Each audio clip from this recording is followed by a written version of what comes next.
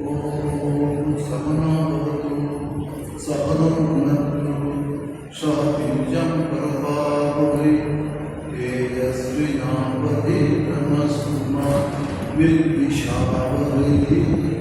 ॐ शान्ति शान्ति शान्तिः। हरि ओम्। नमः श्री यतिराजाय विवेकानन्दसूरये सच्चित् सुख स्वरूपाय स्वामिने कामहारिणे। শুভ সন্ধ্যা। ঠাকুর মহাশয়ের চরণে ভক্তিপূর্ণ প্রণাম নিবেদন করি। আপনাদের উদ্দেশ্যে যথাযোগ্য শুভেচ্ছা নমস্কার অভিনন্দন।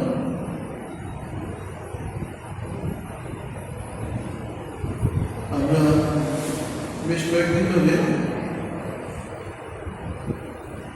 স্বামী বিবেকানন্দ এবং সুভাষচন্দ্র বসুর একটি আলোচনা করছিলাম, আলোচনা করার চেষ্টা করছিলাম। সুভাষ বোস, নেতাজি সুভাষ বোস নেতাজিকে রূপান্তরিত হয়েছিলেন। তার কথা অনুযায়ী তিনি মানসপুত্র ছিলেন স্বামী বিবেকানন্দ। স্বামী বিবেকানন্দের অগ্নিময় বাণী তার জীবনে নতুন রূপান্তর ঘটিয়েছে। এটা উনি বহু জায়গায় করেছেন যে স্বামী ছাড়া আমাকে এই রূপে পাওয়া যাবে না। স্বামীজি শুধু নেতাজি সুভাষ নয়, ভারতবর্ষটাকেই জানিয়েছে। তিনি বলতেন কুম্ভকর্ণের নিদ্রা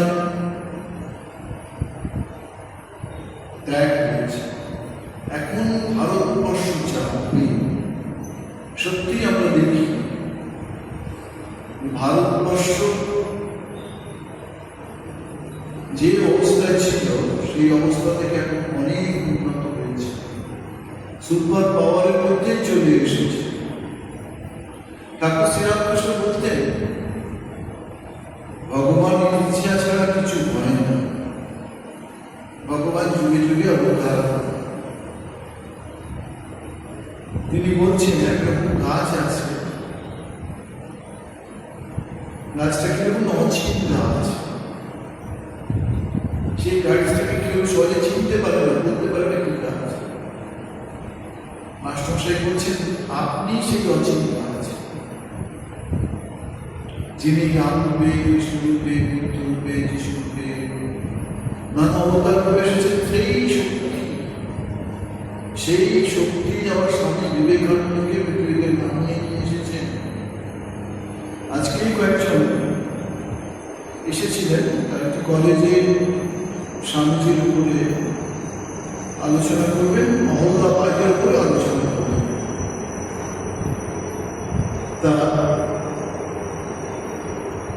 তাদের সঙ্গে কথা প্রসঙ্গে বলছি যে জীবন থেকে জীবনের শক্তি গ্রহণ করতে হয়। শ্রীরামকৃষ্ণের শক্তি থেকে স্বামীজি শক্তি লাভ করেছে। শ্রীরামকৃষ্ণের শক্তি ছুঁয়ে দিয়েছে, ছোঁয়া মাত্রই নরেন্দ্রের মধ্যে ব্যাপক পরিবর্তন। এ তুমি কি করছো? এই ঘর বাড়ি ছেড়ে তোমাকে কোথায় মহাশূন্যে বেশি হচ্ছি যে ওকে আমার বাবা আছে, মা আছে, ঠাকুরের রাস্তা। তার চরণতলে বসে তিনি ধর্মের বাস্তব রূপ, ধর্মের প্রকৃত স্বরূপ, ভারতবর্ষের যে ধর্ম, ধর্ম চিন্তা, সব ধর্মকে তিনি সহ্য করতেন। সব ধর্মের মধ্য দিয়ে শ্রীরামকৃষ্ণ দিয়েছেন। সেই সব বড় ধর্ম সহিষ্ণুতা শ্রীরামকৃষ্ণের চরণে বসেই তিনি শিখেছেন। পরে তিনি সারা ভারতবর্ষ ভ্রমণ করেছেন। ভারতবর্ষের দুঃখ, দুর্দশা, ভারতবর্ষের অজ্ঞতা, জাতিভেদ তাকে খুব পীড়া দিয়েছে। ধর্মে ধর্মে যে বিনাভেদ সেগুলো তাকে যথেষ্ট পরিমাণ তাকে দুঃখ দিয়েছিল। আসল অত্যাচার পক্ষে নিয়ে এই ভারতবর্ষে কত আর পৃথিবীতে হয়েছে, সারা পৃথিবীতে ভারতবর্ষ কত ভাবার কত কি হয়েছে। এই সব নিয়ে তিনি সারা ভারতবর্ষ পরিক্রমা করেছেন। যেখানে সুযোগ পেয়েছে তিনি চিন্তা ভাবনা প্রকাশ করেছেন। এমন অবস্থায় কোথাও যখন পরিব্রাজক হয়ে ঘুরছেন, তখন কেউ একজন তাকে জানালেন আমেরিকায় ধর্ম মহাসভা হবে, 400 বছর ভারতবাসের আবিষ্কারের মূর্তি উপলক্ষে নানা বিষয়ে সেখানে আলোচনা থাকবে, ধর্ম থাকবে। তিনি অনেক আগেই বলে দিয়েছিলেন ওখানে যে ধর্মসভা হবে সে এই শরীরের জন্যই হবে। নিচে বলেছেন, তাকে বলেছেন তুমি যারা মুখ্যমন্ত্রী উনি মহাসভা করেছেন। তো স্বামীজি ওখানে যে আলোচনা করেছেন তাতে সারা পৃথিবীর মানুষ স্বামীজিকে জানতে পেরেছে। স্বামীজি বক্তৃতা খুবই গুণগ্রাহী হয়েছে। এবার কেন্দ্র সত্যি ভারতবর্ষ যেন স্বামীজির স্বপ্ন থেকে প্রকাশিত হয়েছে। তো স্বামী বিবেকানন্দ ভারতবর্ষে ফিরেছেন 1897 খ্রিস্টাব্দের 23শে জানুয়ারি। দেখুন 23শে জানুয়ারি তিনি এসেছিলেন কোথায়? সিংহভারত। 26শে তিনি ভারতবর্ষে আসেন। সাউথের দিকে তিনি প্রথম পদার্পণ করেন রামেশ্বরের উপরে। বিভিন্ন জায়গায় তাকে বক্তৃতা করতে হয়েছে। যেখানেই যাচ্ছে শত শত লোক, স্বামীজি পাওয়ার এসে গেছে। তিনি কিভাবে এই ভারতবর্ষে কি যাবে সেই সব তার আলোচনার মাধ্যমে উপস্থাপন করেছে। কলম্বো টু আলমোড়া, কলম্বো থেকে আলমোড়া যেসব বক্তৃতা আছে, এইসব বক্তৃতায় আমরা দেখতাম নেতাজি সুভাষের যেমন বাংলা সিনেমা দেখতাম খুব ছোটবেলায়, এইসব কথাগুলোই তাকে ইন্সপায়ার করত। স্বামীজির কথা মরা মানুষ পর্যন্ত বেঁচে যায়, এত শক্তি আছে। আমরা ঘুমিয়ে আছি, আমাদের ভেতরে যে কি ট্রেজার আছে আমরা সেটা জানি না। এই কাগজ, এই খাওয়া দাওয়া, এই ঘোরাফেরা, এই পোশাক আশাকের মধ্যেই আমরা আমাদের জীবনটা কাটিয়ে দিচ্ছি। কি সঞ্চয় আমাদের ভারতবর্ষের মানুষের জন্য আমাদের মুনি ঋষিরা হয়ে গেছে। ছোট্ট বই নিয়ে যান একটা, স্বামী আহ্বান পড়ুন, পড়ুন দেখুন কি। তারপর ওইখান থেকে পেছনে বইয়ের নাম সব পান একটু একটু করে, যা আমাদের জীবনে এসেছে তাই বলছি। একটা বই নিলাম, সেই বইটা পড়লাম, হাত খরচের জন্য অল্প টাকা বাড়িতে পেতাম। এইসব বেলপটে এসে এসব পড়তে বই নিয়ে যেতে যেতে দেখলে কোন সময় মনে হলো তাহলে জীবনটা তো একটা জায়গায় মাঠ করাতে হবে। কি হবো? চাকরি করবো, ব্যবসা করবো, পড়াশোনা আরো করবো, কিভাবে? তো আসি, স্বামীজির এই বক্তৃতাটা আমার খুব পছন্দ হয়েছে। স্বামীজির বক্তৃতা মানে স্বামীজির বক্তৃতা মানে জ্ঞান, প্রেমে ভরপুর, দেশপ্রেম। দেশপ্রেম যেমন আছে তেমনি তত্ত্ব কথাও আছে। আলো আলো আলো, যেমন আমাদের আছে না, আসতমা সৎকামে তমসমা জ্যোতির্গমা মৃত্যুর্মা অমৃত। কি অসাধারণ! অন্ধ থেকে আমাকে অন্ধকার থেকে আলো নিয়ে যাও, অসৎ থেকে আমাকে সত্যে নিয়ে যাও, মৃত্যু থেকে অমৃতত্বে নিয়ে যাও। কি আমাদের মুনি ঋষিদের নাম! অনেকটা সময় আমাদের বেরিয়ে গেছে, আলোকে আমরা অল্পটাই যে শুরু করি। যেখানেই যেতেন শত শত লোক স্বামীজির বক্তৃতা সবার জন্য এসে স্বামীজি ট্রেন পর্যন্ত বন্ধ করে দিতেন স্বামীজিকে দেখবার জন্য। সত্যি পৃথিবীতে কত মানুষের ছবি দেখলাম, কিন্তু আর একটা স্বামী বিবেকানন্দের মধ্যে চোখও দেখলাম না, মনও দেখলাম না, বুদ্ধিও দেখলাম না, আবিষ্কারও দেখলাম না। এরকম হয় না, হয় না। এই ভগবান এসেছেন, তার সঙ্গে তার বিশেষ শক্তিকে নিয়ে এসেছেন। এবার কিন্তু ঠাকুর নরেন্দ্রের শক্তিকে জাগরণ করার জন্যই এবার তার আগমন। কিন্তু আপনি দেখবেন ঠাকুর নরেন্দ্রের হাত জোর করে প্রণাম, জানি তুমি সেই পুরাতন নররূপী নারায়ণ, জীবের উদ্ধারে এবার তোমার আগমন। নরেন্দ্রের জন্য কি কাঁদছেন দেখুন, নরেন্দ্রের জন্যই তার চিন্তা। নরেন্দ্র ঘর ছেড়ে বেরিয়ে যাবে সন্ন্যাসী হয়ে, সেই দিনই ঠাকুরের সঙ্গে দেখা। একবার দক্ষিণেশ্বরে এসো। মধ্যে গান আছে, আমি যতদিন আছি তুমি ছিল না, সর্বজ্ঞ সর্বশক্তিমান অনন্ত আত্মা শক্তি আছে, পূর্ণতা আসবে, জ্ঞান আসবে, মহিমা আসবে, বল আসবে, এই আমাদের ভিতরে এত শক্তি আছে। আমরা শুধু মানুষ না, ঠাকুর বলে গেছে আমরা মানুষ। তা বলছে মাতা ওই ত্রিচিত কর্মীয় তাঞ্জীয় হয়ে যায় স্বামীজি মুখ্য নামে আসে, সেখানে অভিনন্দনের উত্তরে বেদান্ত সম্বন্ধে তিনি এক সুদীর্ঘ হৃদয় বক্তৃতা করেন। নিম্নে তাহার বন্দাবন স্বামীজির শক্তি উদ্দেশ্য দার্শনিক যা বেশ কিছু দার্শনিকের সঙ্গে স্বামীজি পরিচয়। তারা পাশ্চাত্য দর্শন ছাড়া ভারতীয় দর্শন পছন্দই করত না, কিন্তু স্বামীজির আলোচনা শুনে তারা ভারতীয় উপনিষদ, ভারতবর্ষের গীতা, ভারতবর্ষের এই সঞ্চিত জ্ঞান রাশি আধার পেয়ে অনেক সময় তাদের কথা কেউ শুনবে না বলে তারা চুপ করে থেকেছে। স্বামীজি সব কথাগুলো বলেছে।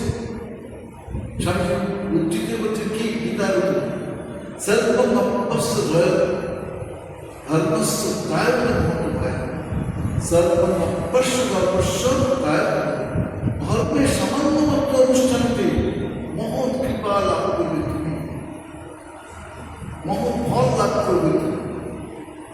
যদি এই বাক্য সমর্থনের জন্য কোনো উদাহরণ আবশ্যক হয় তবে আমি বলিতে পারি আমার ক্ষুদ্র জীবনের প্রতিপদে এই মহাবাক্যের সত্যতা উপলব্ধি করিতেছি। হ্যাঁ, আমাদের জাগতে পাওয়া এই ঈশ্বরের চিন্তা, ঈশ্বরের আপনায় বিজয় সত্যি বলছি সারা পৃথিবী উঠে এলাম, ভারতবর্ষের মতো মানুষ কোথাও দেখতে পেলাম না। কিন্তু বর্তমানে ভারতবর্ষের মানুষ কি তমগুণে ডুবে আছে, তমগুণ থেকে উঠতে হবে,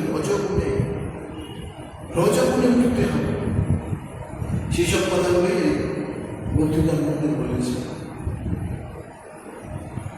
হে উপকরণ নিবাসী ভক্ত মহোদয়গণ, আমি অতি সামান্য কাজ করিয়াছি।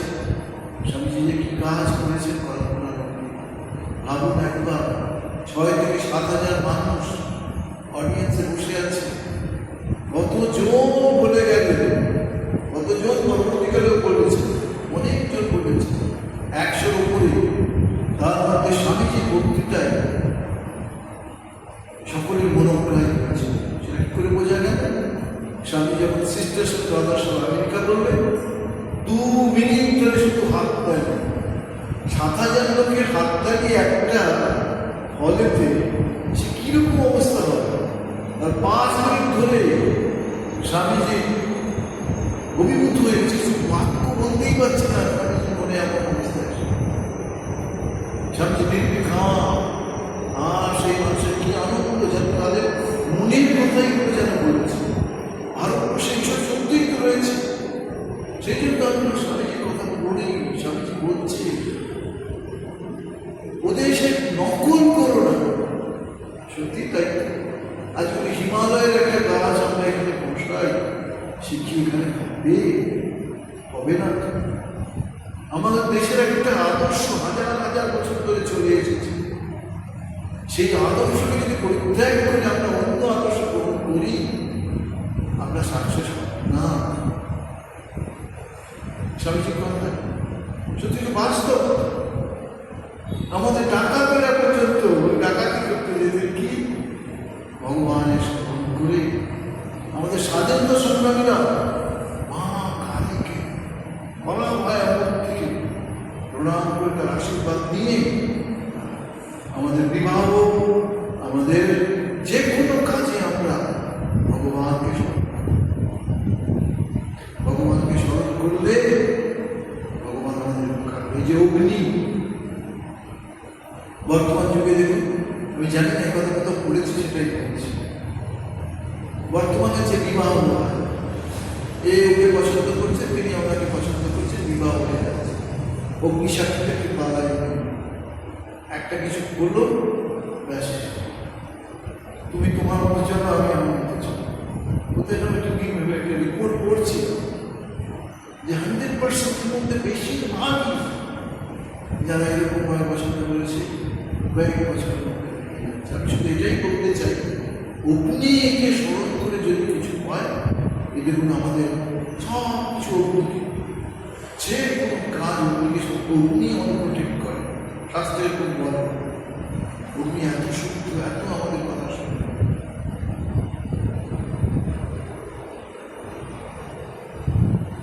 সেই সঙ্গে কথা বলি যে ইহা হিন্দু জাতির দুর্লভ সংস্কার ভাবে পরিণতই হয়ে যাচ্ছে। কারণ ধর্মই হিন্দু জাতির প্রকৃত জীবনী শক্তি, ধর্মই তার মূল মন্ত্র, ধর্মটাই হিন্দু জাতির জীবনী শক্তি। কতবার ভারতবর্ষ আক্রান্ত হয়েছে, ভারতবর্ষ মানুষ যুদ্ধ বিদ্যায় কোনোদিন এগিয়ে যাবে, কোনোদিন এগিয়ে যায়, সাধুকে ধরে নিয়ে যাচ্ছে, তোমাকে হত্যা করবে তরবারি। গীতার কথা তিনি বলছেন যে গীতার তৃতীয় অধ্যায় আছে, কত কত কত কত কেউ আমাকে মারতে পারে না, পোড়াতে পারে না, জলে ভেজাতে পারে না, কত রকম গীতার সব বাণী আছে। এই তুমি আমার দেহটাকে মারতে পারো, তোমার আত্মাকে তো কিছু করতে পারো। ধর্ম হচ্ছে আমাদের জীবনী শক্তি। এই জীবনী শক্তিটাই অনেকটা নিচে নেমে এসেছিল, সেই জন্য স্বামী জীবনী শক্তিকে আবার নতুন করে প্রাণ প্রতিষ্ঠা যেন করেছিল। হ্যাঁ, দেখেছিলেন কোথায়? এই পৃথিবীতে কোথাও এরকম পাওয়া যায়। স্বামী বিবেকানন্দ সনাতনে কন্যাকুমারিকার সেই শিলালিপির উপরে গিয়ে 3 দিন ধ্যানেছে। 3 দিন ধ্যানের বস্তু কি ছিল? ধ্যানের কিসের ধ্যান তৈরি করছে? মা দুর্গা, মা কালী, সেসব কোনো দেবদেবী নয়, ভারতবর্ষের ধ্যান। ভারতবর্ষ কি করে আবার পুনরায় সেই জায়গায় যেতে পারে? তাই এই ধর্মকে যদি ঠিকভাবে প্রতিষ্ঠা করা যায়, তাই করলেন। এখানে শুধু ধর্মের কথা তিনি শুধু বললেন না, সেভাবে নিজেকে এক্সপোজ করলেন না, পরিচয় করলেন। কোথায় বুঝেছিলেন? পাশ্চাত্য থেকে যদি আসে তাহলেই কিন্তু আমাদের দেশে নতুন করে জাগরণ করবে। তাই তিনি ওখানেই বোমা ফাটালেন আমেরিকায়। সেই সব কথাই আবার নতুন করে ভারতবর্ষকে ছিন্ন সবাই, দেশের আপামর মানুষ, নেতাজি সুভাষচন্দ্র জাগ্রত হল, তার পরে জাগ্রত 1905 বছর পরে কি 6 বছর পরে তার জন্ম হয়েছে, শরীর যাওয়া। তো বলছেন যে গান্ধীজির কথা দেখি, জওহরলালের কথা দেখি, বিনোবা ভাবের কথা দেখি, চিত্তরঞ্জনের কথা দেখি, সবের জাগরণ শান্তির পরে। যে আমি প্রাচ্য পাশ্চাত্যের দেশ অনেক ঘুরিয়েছি, সত্যি সত্যি কত জায়গায় ঘুরিয়েছি, কিন্তু আপনি ভাবুন আমেরিকার সাথে গেছেন, একটা জায়গায় কয়েকটা যুবক বন্দুক নিয়ে নদীতে ভেসে যাওয়ার ডিমের খোলাকে তাক করে মারার চেষ্টা করছে। ভাবুন, তারা সবাই ভিডিও। স্বামীজির দোষ একটু হেসে ফেলেছে।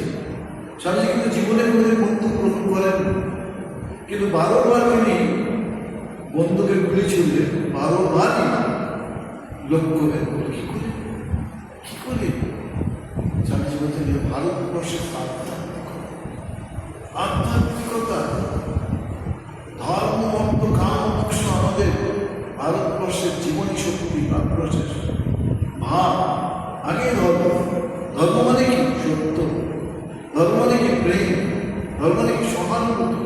ধর্ম মানে কি? নিরবিমানিতা, অহংশূন্যতা, দয়া, ক্ষমা, ভালোবাসা, করুণা।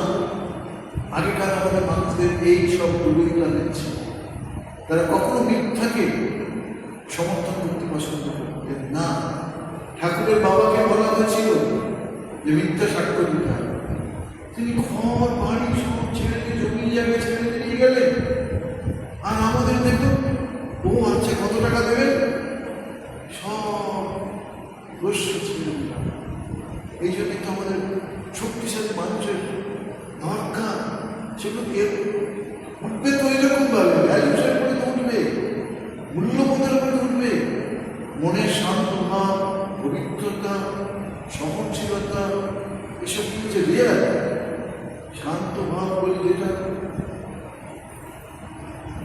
বিনয় ভাব, লজ্জার ভাব। এখনকার দেখ, মা বলছেন হাঁটুর উপর কাপড় বসলেই সেটা অন্যরকম হয়ে যায়। কি পবিত্র জীবন মায়ের! এই পবিত্র শিক্ষা আমাদের হৃদয়ে নিতে হবে। এরা কত কষ্ট করে পৃথিবীতে অবতীর্ণ হয়েছে আমাদের আদর্শ দেখাবার জন্য, জীবন দেখাবার জন্য। কত দাম, কত টাকা! একটা মিষ্টির দাম এখানে 50 টাকা। 4টে বই হয়ে যাবে মায়ের, ছোটি বই। আমরা কি দেখছি যে স্বামীজিকে তারা কি করলো, একটা টুলের উপর দাঁড়িয়ে।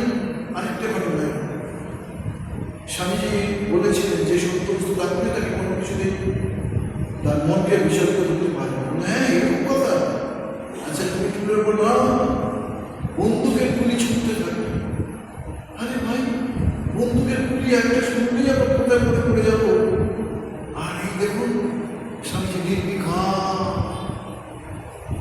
আজ যদি স্বামীজিকে আমরা দুধ দিই, আজ যদি স্বামীজিকে আমরা দুধ দিয়ে দেখাই, আমরা ভুল করবো।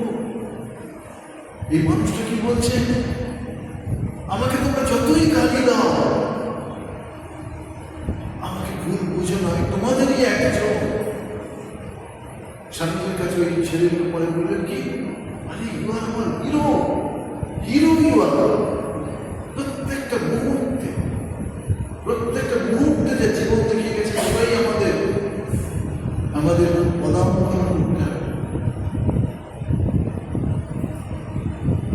সকল জাতির এক একটি প্রধান আদর্শ আছে, তারাই সেই জাতির বৃহত্তর পোষক।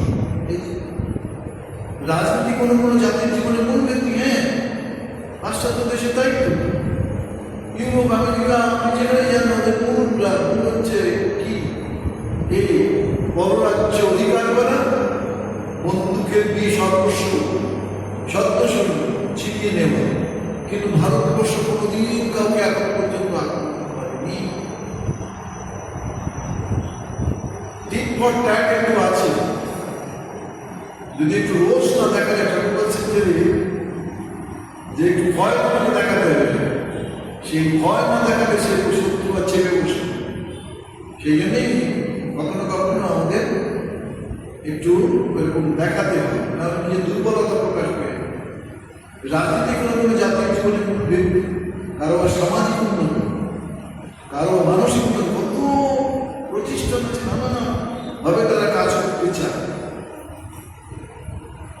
কারো রাজনীতি ভালো লাগে, কারো সামাজিক ভালো লাগে, কারো মানসিক, কারো অন্য কিছু।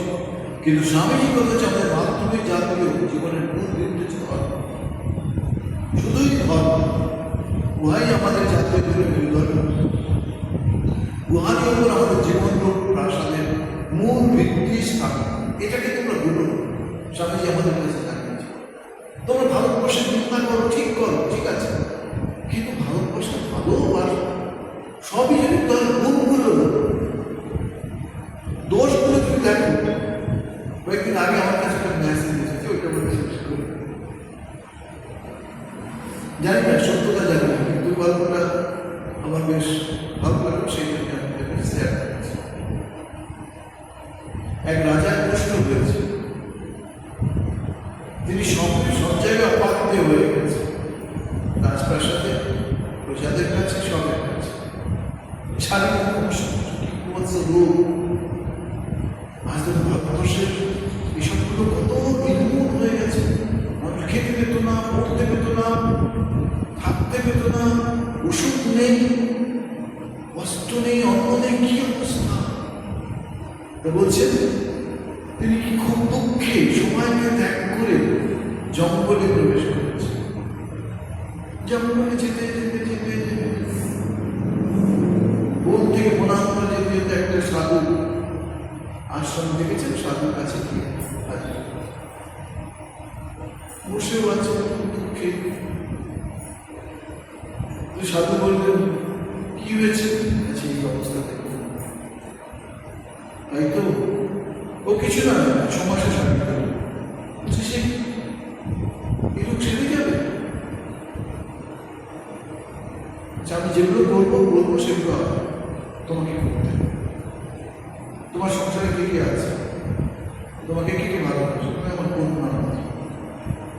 তাহলে একটা কুঠিয়া তোমার কন্যাকে নিয়ে এসে থাকবে ভারতবর্ষ।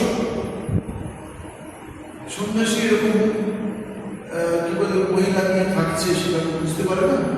সবাই সমালোচনা করছে, সবাই নানাভাবে একটা রোগ, তারপরে মেয়ে চিন্তা করছে, খুব নিন্দা, চতুর্দিকে নিন্দায় নিন্দায় নিন্দায় এসেছে।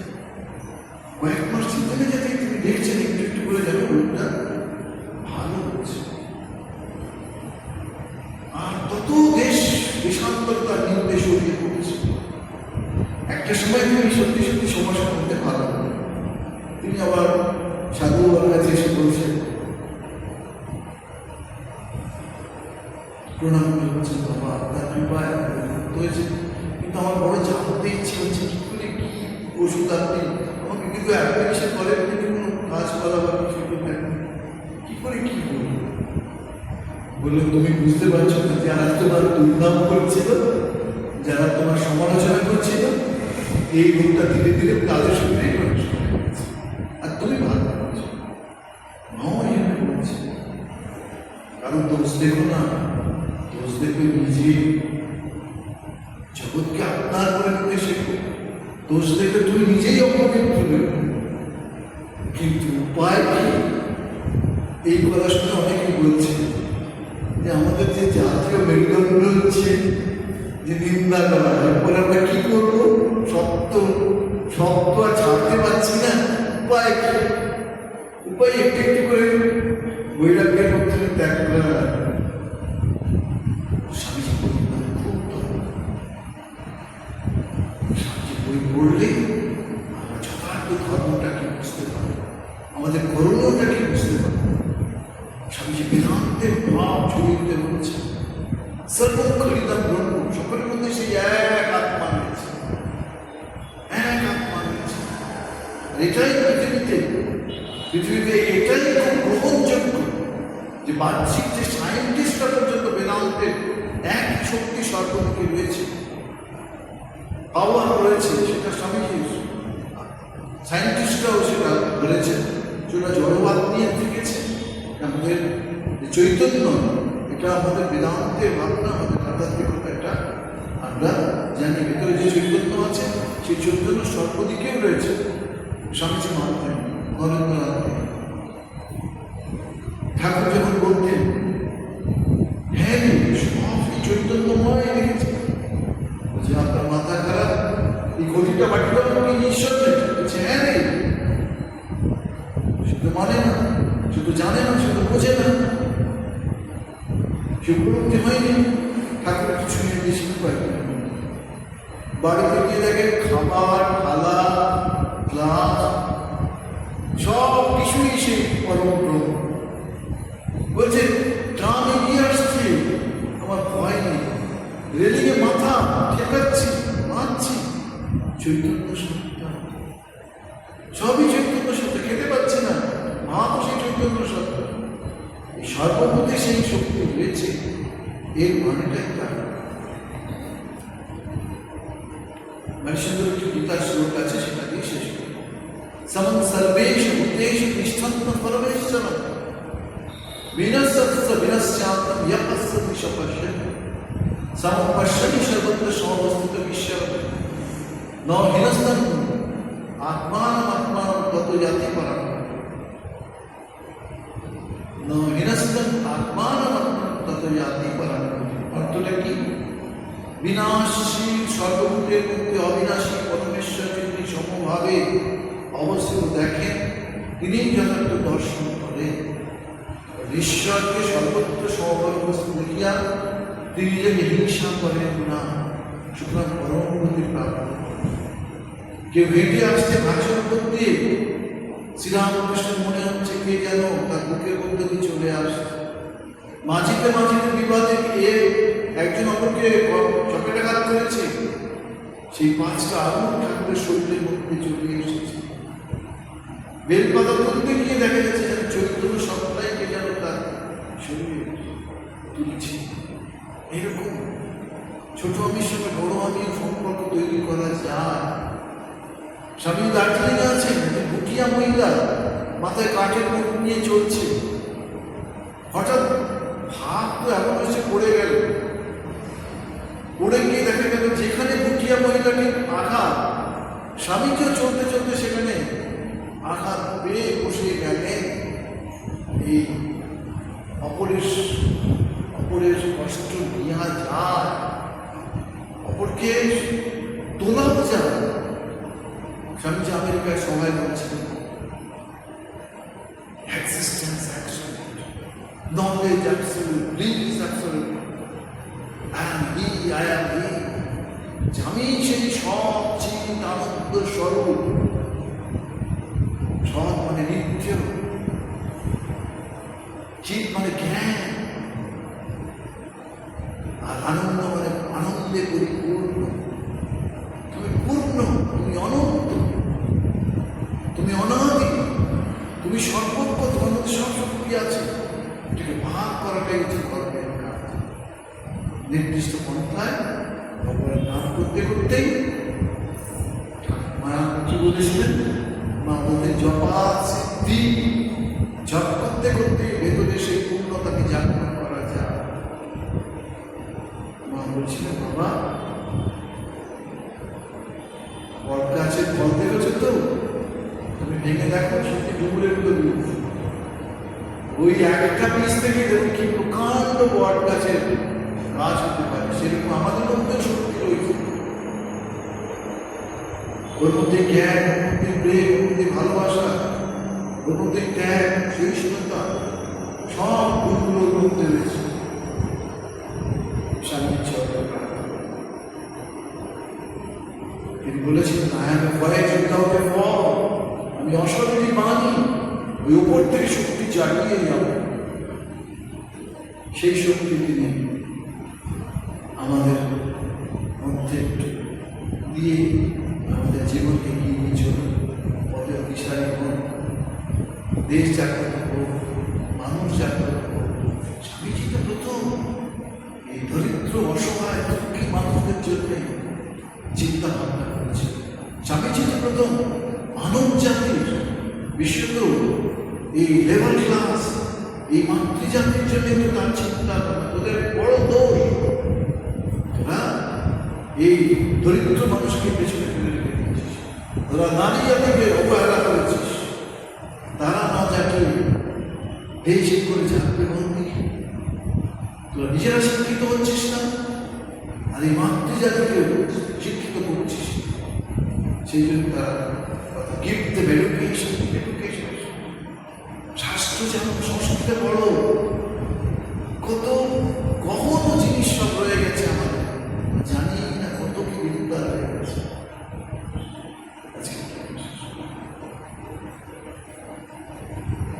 পরতত্ত্বে সদা নাম কৃষ্ণ সমান করে ইয় ধর্ম স্থান করত গিরিশ